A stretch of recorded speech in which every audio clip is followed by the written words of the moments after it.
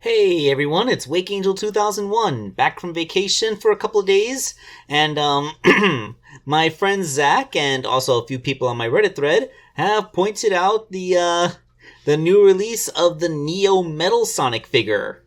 Yeah, Jakks is doing an official Neo Metal. Weird that it's coming out in the very next wave after they did Metal Sonic 3.0, right?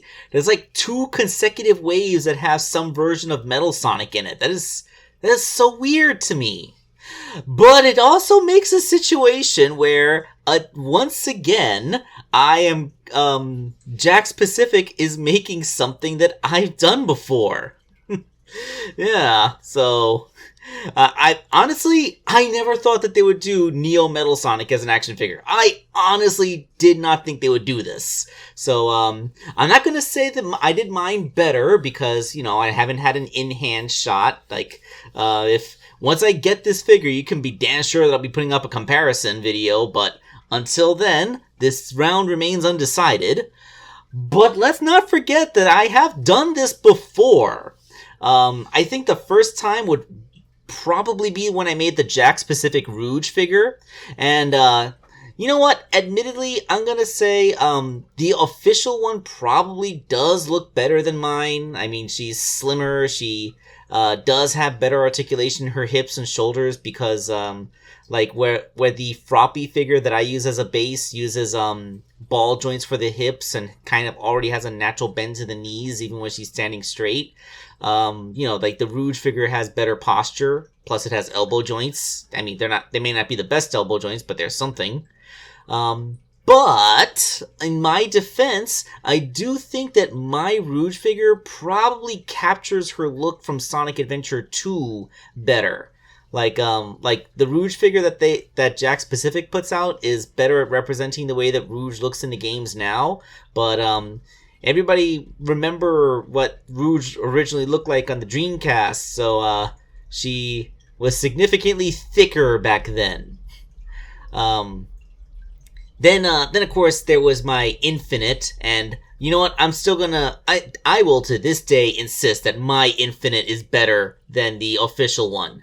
My case in point, the middle picture here, that's the official Infinite. But it doesn't have the original tail, because the figure can't stand with the tail that it has. I had to make a new tail and graft it on there, just so my Infinite figure could stand in display without having to lean forward. So, just by virtue of that fact, I insist that my Infinites were superior to Jakks Pacific's. So yeah, I'm not gonna let that go. I'm still gonna insist to the day I die that I did Infinite better. Not to mention that on my customs, I use actual silver paint instead of gray, so he looks much more vibrant. And also, don't forget, I'm the only one who's made an unmasked version of the figure. Yeah, no one else has done that before. And then, of course, there is the Blaze the Cat custom that I made before. I think Blaze was one of my better jobs. I mean, I don't think she came out quite as good as Infinite, but I would say that mine is at least as good as the official one. I mean, true, mine doesn't have real tail articulation, and she only has ball jointed shoulders instead of the universal jointed shoulders that the official one has. But, I still feel like with the range that my figure has in the hips, even if they're ball jointed, the figure that I used, the Daenerys Targaryen figure, it had a more flexible skirt than the Jakks Pacific figure has. So, my figure's skirt doesn't, her hip skirts don't limit the movement of her hips as much as the official ones does. So even if the ball joints aren't as good as the universal joints that the official figure has, she does still have a somewhat better leg movement afforded by the more flexible material in the hip skirts.